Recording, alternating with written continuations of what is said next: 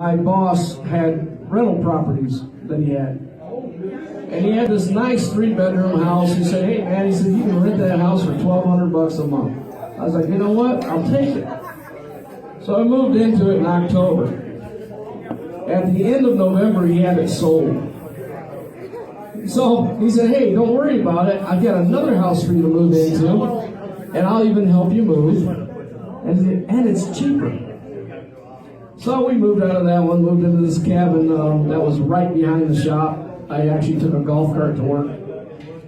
And a few weeks later, the lady that had bought the house had decided to do some remodeling. And he calls me up and says, man, I need to talk to you. He said, you may be in trouble. Like, what are you talking about? He says, well, I'll swing by. So he comes by the house, and he's like, look, he said, she moved the washer and dryer out of the laundry room, and she found a sunglass case with a baggie in it. And the baggie had crack cocaine in it. Well, you can look at me from a mile away and tell I'm not exactly a crackhead. So I got to thinking about it for a minute, and I'm like, there's no way. He goes, no, her cousin's a cop. And he looked at it, and he said it was crack cocaine. So I got to talk to my wife, and then I realized what it was, and I called him up, and I am laughing my ass off. I'm like, Billy, he said, that wasn't crack cocaine. Those were my daughter's baby teeth. So if you ever wonder why you never saw CSI Ringgold on television, it's because the fucking cops were defunded years ago. And they thought that was fucking crack cocaine. But that's not the worst part of it. My daughter was 12 years old and already had a criminal dental record. I was expecting there to be a cavity search. Perhaps the use of a canine unit. Good. All right. I need to brush up on that one. It's a good story. And it's actually true.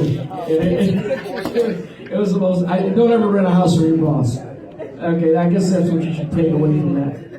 Just don't do it, especially in Georgia.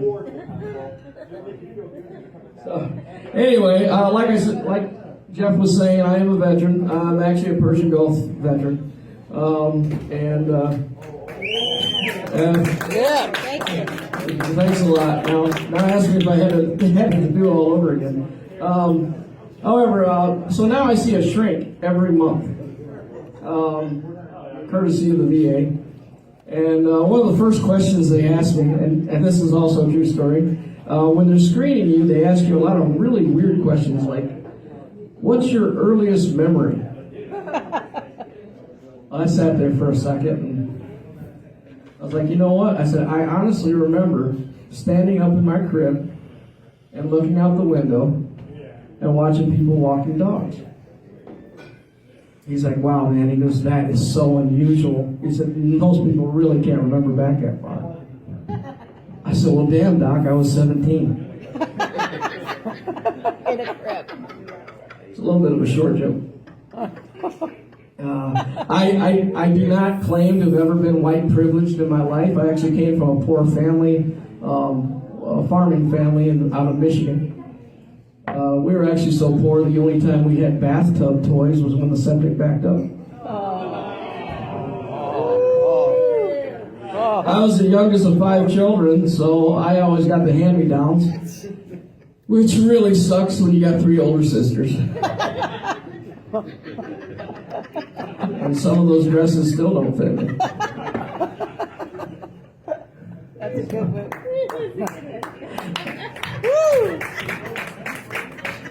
I think I'm going to wrap it up for now. You want more? All right. Yeah, there's only like 2 of you laughing, so. And I you know who you are. I usually don't do a lot of political jokes because when you do political jokes, you run the risk of pissing off 50% of the people there. And the other 50% had their vote changed to Biden. Ooh, you better watch it. I don't do a lot of political humor, but I am pro-choice. Spit or swallow, it's her choice. I don't keep up on a lot of the news. I don't keep up with all these different movements and everything that's going on.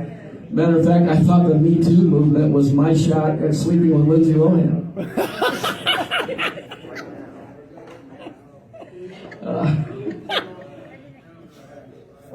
That's actually the best that joke's ever gone over.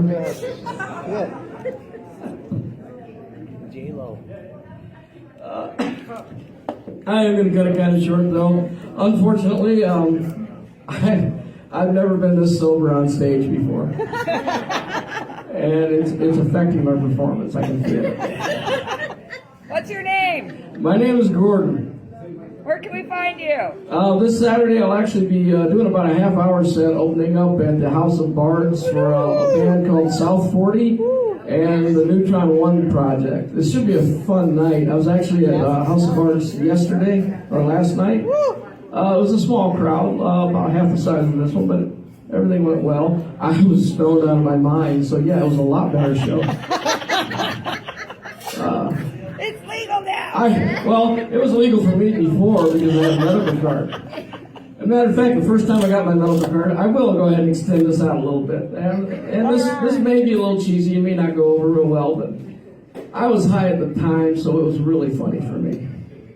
So I'm laying in bed with my medical card, and my wife's laying next to me without her medical card.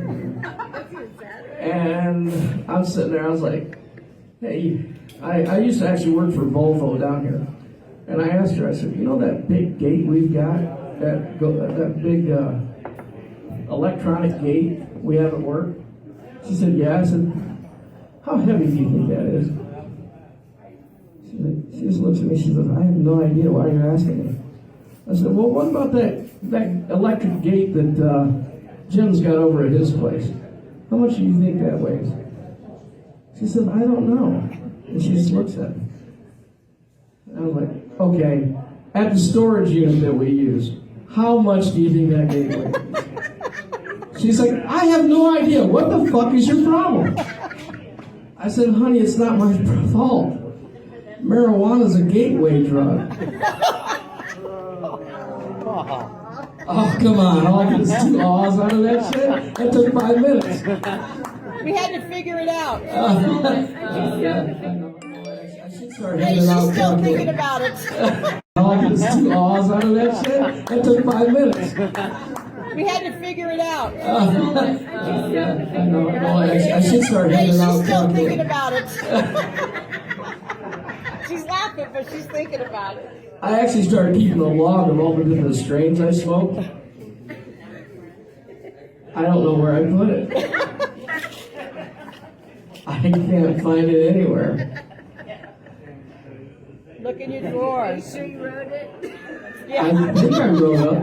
I might have wrote it down. I don't know. I honestly, I can't tell you. For some reason, it escapes me. All right, folks. I'm wrapping it up. Y'all enjoy your food. And here comes Jeff. Thank you. Welcome to the Wednesday night Thank you. show. Let's give this guy a big hand, huh? Come on. Yeah. Thank you for watching. You know, I called the guys the wrong name, but just so you know that Gordon Moore is a very famous person. What do I say? Anyway, we're going to get some more jammers up here. Thank you, Jeff. Switch things around a little bit. We need a singer. Last guy, I don't know who he was, but Yeah. Barry Manilow. he was just, you know, the fill-in. Barry Manilow.